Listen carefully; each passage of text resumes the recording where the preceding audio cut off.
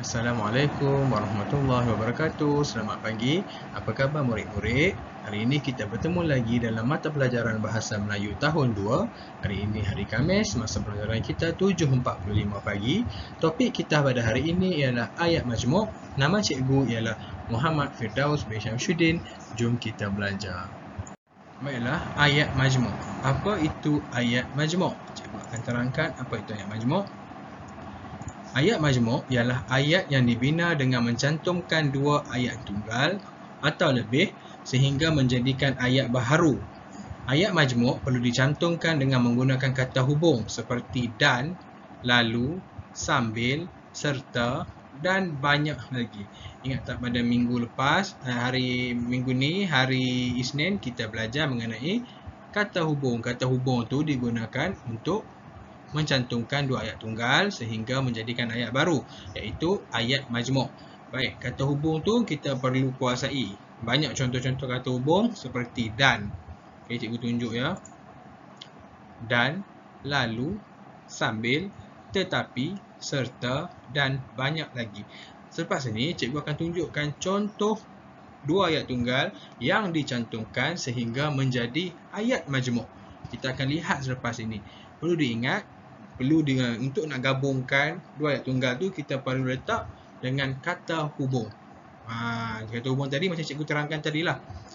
Dan hari Isnin pun kita belajar mengenai kata hubung. Contohnya seperti dan lalu, sambil, tetapi, serta dan banyak lagi. Okey, kita akan tengok contoh-contoh ayat tunggal yang dicantumkan sehingga menjadi ayat baharu, iaitu ayat majmuk. Okey, kita akan lihat contohnya.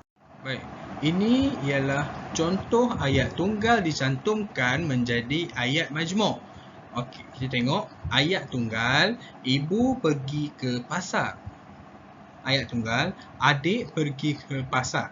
Macam mana kita nak cantumkan ayat tunggal yang pertama ini dengan ayat tunggal yang kedua ini menjadi ayat baharu, iaitu ayat majmuk? Kita perlu menggunakan kata hubung. Jawapannya ialah ibu dan adik pergi ke pasar.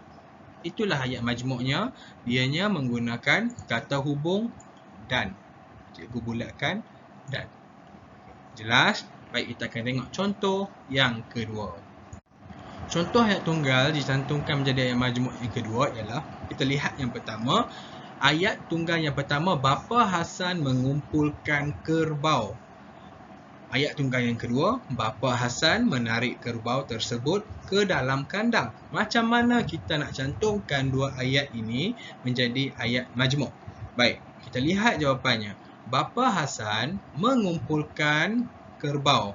Okey. Lalu. Okey, ini ialah kata hubung lalu. Kita masukkan kata hubung lalu. Menarik kerbau tersebut ke dalam kandang. Jadi ayat majmuknya ialah Bapa Hasan mengumpulkan kerbau lalu menarik kerbau tersebut ke dalam kandang. Ianya menggunakan kata hubung lalu. Baiklah. Cikgu harap kamu semua faham mengenai ayat majmuk.